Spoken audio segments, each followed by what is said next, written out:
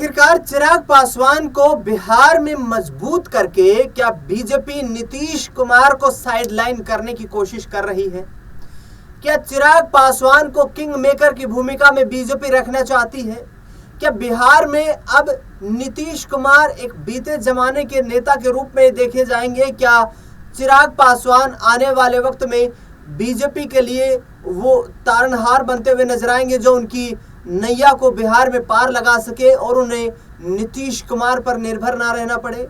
ये तमाम सवाल इसलिए खड़े हो गए हैं क्योंकि जमुई से सांसद अरुण भारती ने साफ तौर पर कहा है कि चिराग पासवान बिहार का विधानसभा चुनाव लड़ेंगे और इसके साथ साथ चिराग पासवान ने भी ये कहा कि वे अपनी मातृभूमि का यहाँ पर कर्ज उतारना चाहते हैं, मातृभूमि के लिए काम करना चाहते हैं, राजनीतिक तौर पर वे बिहार के लोगों की सेवा करना चाहते हैं। ऐसे में बीजेपी ने क्या वो पटकथा लिख दी है, क्या वो स्क्रिप्ट लिखी जा चुकी है दिल्ली से जिसका इम्प्लीमेंटेशन पटना में होना है और जो नीतीश कुमार के लिए बड़ी टेंशन बन सकती है? इस पूरे मुद्दे पर चर्चा करेंगे। मेरे वरिष्ठ सहयोगी अमन जी मेरे साथ मौजूद हैं। सर, क्या देखते हैं अरुण भारती का ये कहना कि चिराग पासवान बिहार का विधानसभा चुनाव लड़ेंगे, 25 सीटें उन्हें देने पर विचार भाजपा कर रही है जी। तो क्या नीतीश कुमार की 25 सीटें कम होंगी या बीजेपी की कम होंगी? किस परिस्थिति में देखते हैं? देखिए दिनेश जी, हम पहले भी इस मुद्दे के ऊपर बात कर रहे थे कि बिहार में किस तरीके से जो एनडीए कुनबा है उनके अंदर दरारें अब पड़ती हुई दिखाई पड़ रही हैं, क्योंकि सबसे बड़ा कारण है कि सब लोग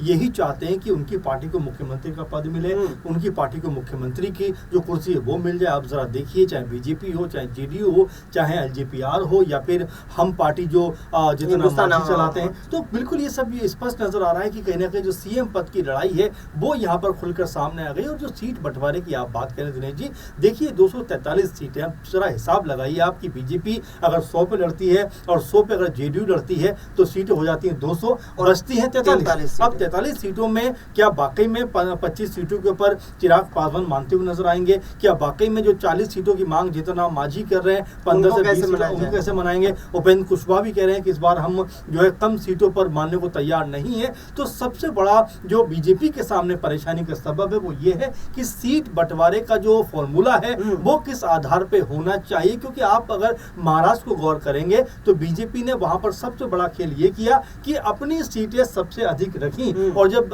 वहां पर परिणाम सामने आते हैं तो बीजेपी को 130-32 के आसपास सीटें मिल जाती है। अब वहां पर जरूरत आपको 15-20 सीटों की है, किसी भी एक दल को बुलाकर आप सरकार बना सकते हैं, तो ऐसे में दूसरे दल की जो मनमानी है वो यहाँ पर खत्म हो जाती है। और यही खेल कहीं ना कहीं जितना मांझी भी समझ रहे हैं, चिराग पासवान भी समझ रहे हैं, जेडीयू भी समझ रही है कि अगर बीजेपी यहाँ पर अधिक सीटों पर लड़ी तो उनकी महत्ता कम हो जाएगी। अब तक हम देख रहे हैं 20 साल से नीतीश कुमार जिस फॉर्मूले के तहत लगातार सीएम बन रहे हैं उसकी काट बीजेपी खोजना चाहती है। उसी आधार पर यहाँ पर चिराग पासवान की वापसी बड़े लेवल पे की जा रही है, जितना मांझी को भी बड़ा चढ़ाकर पेश किया जा रहा है, ताकि अगर ये स्थिति बने तो कहीं बीजेपी जेडीयू को रफा दफा करके इन दोनों को पास बुला ले कि भाई आप साथ चलिए। जो जेडीयू है वो तो सीएम से कम मानेंगे नहीं। आप देखिए अभी भी 43 सीटें उनके पास हैं, लेकिन इसी 5 साल के अंदर में 3 बार मुख्यमंत्री बने। तो ये बताता है कि नीतीश कुमार के पास वो मैजिकल चाबी है कि भले ही सीटें आपके पास ज्यादा हों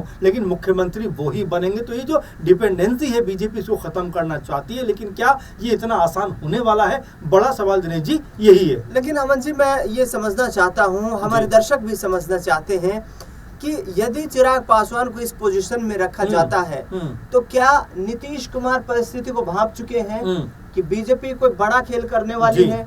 क्योंकि संख्या बल के आधार पर देखा जाए तो भाजपा जेडीयू से दोगुनी संख्या बल के साथ मौजूद है। बिल्कुल। और यहाँ पर मेजोरिटी में उनके पास विधायक होते हुए चिराग पासवान हिंदुस्तान आवाम मोर्चा हो या राष्ट्रीय लोक मोर्चा उपेंद्र कुशवाहा की पार्टी हो, इनको कहीं ना कहीं एक इस तरीके की लॉबी बना करके और जेडीयू को साइडलाइन कर दिया जाए। क्या बीजेपी के साथ चलना नीतीश कुमार के लिए आसान है या फिर यहाँ पर तेजस्वी यादव भी उनके दुश्मन नहीं है? बिल्कुल, क्योंकि सरकार चलाई है। तो इस पर किस तरीके से नीतीश कुमार फैसला लेंगे? जाहिर बात है कि नीतीश कुमार को लेकर बीजेपी भी अभी पूरी तरह से कंफर्टेबल नहीं है, क्योंकि नीतीश कुमार वो बाजीगर हैं जिनको राजनीति का हर दांवपेच बड़ा अच्छे से आता है। आप देखिए जब 2023 में जब दोनों अलग हुए थे, 24 में जब अलग हुए थे जेडीयू आरजेडी, उस समय भी सम्राट चौधरी एक ही बात कह रहे थे कि मुख्यमंत्री तो इस बार बीजेपी की तरफ से बनेगा, बीजेपी का ही होगा। लेकिन ये नीतीश कुमार हैं जो हर दांव बड़े सलीके और तरीके से आजमा घुमाते हैं और जब बातचीत होती है, मीटिंग होती है, तो मुख्यमंत्री फिर एक बार नीतीश कुमार बन जाते हैं। और जो सम्राट चौधरी अपने सर पर एक साफा बांधे घूम रहे थे कि मैं ये सब खोलूंगा जब नीतीश कुमार को सत्ता से उखाड़ कर फेंक दूंगा, वही उनको मुख्यमंत्री बनवाते हुए नजर आते हैं। तो ये नीतीश कुमार और बीजेपी इसी का तोड़ कहीं ना कहीं ढूंढना चाहती है। उसमें चिराग पासवान नजर आते हैं, जितना मांझी नजर आते हैं, उपेंद्र कुशवाहा नजर आते हैं, लेकिन क्या बीजेपी के लिए ये जो तीनों पार्टियां हैं उतनी दमदार हैं कि यहाँ पर सीटें निकालने का काम कर सकती हैं? क्योंकि अगर जेडीयू जो है बीजेपी का कुनबा छोड़कर जाती है, अगर आरजेडी और बीएस कह सकते हैं जेडीयू का समीकरण बनता है, तो यहाँ आप ये मानकर चलिए कि बीजेपी के लिए सरकार बनाना और बचाना दोनों मुश्किल हो जाए। क्योंकि भले ही जेडीयू का आप बहुत कमतर आंक है, क्योंकि आप जरा गौर करिए 2024 में भी प्रशांत किशोर यही बात कह रहे थे कि जेडीयू को 2 लोकसभा सीटें भी नहीं मिलेंगी, लेकिन यही जेडीयू है कि जब बीजेपी के साथ गई तो 12 लोकसभा सीटें जीती हुई नजर आई। तो हल्के में लेना जेडीयू को भी आसान नहीं है किसी के लिए भी, लेकिन हाँ ये जरूर है कि अगर जेडीयू यहां से वहां गई तो बीजेपी का सपना चकनाचूर होता हुआ दिखाई पड़ सकता है। आखिरी सवाल और बेहद संक्षिप्त जवाब चाहूंगा कि राहुल गांधी बिहार पहुंचते हैं, वो सबसे पहले एक ही बात कहते हैं, जाति जनगणना के आधार पर आपकी भागीदारी सुनिश्चित होगी। जातीय जनगणना का फैक्टर कितना अहम रहेगा इस विधानसभा चुनाव में और इसका फायदा किसे मिलेगा? देखिए इतना अहम रहेगा कि बीजेपी को भी आकर ये कहना पड़ा कि भाई हम जातीय जनगणना कराने वाले हैं, करा रहे हैं। आप जरा सोचिए, राहुल गांधी से लेकर अखिलेश यादव, तेजस्वी यादव लगातार जातीय जनगणना पर बोलते रहे, बल्कि बिहार में तो हुई भी है। तो इस बात को लेकर अब बीजेपी के अंदर इतना डर आ गया है कि अभी से उन्होंने कहा है कि भाई हम जाति आधारित जो जनगणना है, अब तक आपने देखा दिनेश जी कि बीजेपी के तमाम बड़े नेता बड़े बड़े मंचों से, चाहे वो योगी जी हो, चाहे वो अमित शाह हो या और तमाम लोग हो, एक सुर में कहते रहे कि अगर जाति आधारित जनगणना होगी तो ये समाज बढ़ता हुआ दिखाई पड़ेगा। लेकिन अब मजबूरन मोदी जी को सामने आकर कहना पड़ता है, या उनकी जो कैबिनेट है उसको कहना पड़ता है कि भाई हम जाति आधारित जो जनगणना है वो कराएंगे। तो आप जरा देखिए इसका असर कहीं ना कहीं पड़ता हुआ दिखाई पड़ेगा। और अब यहां से तेजस्वी यादव, राहुल गांधी यही बात कहते हुए दिखाई पड़ेंगे पूरे चुनाव प्रचार में कि हमारे दबाव की वजह से बीजेपी जाति आधारित जनगणना कराने को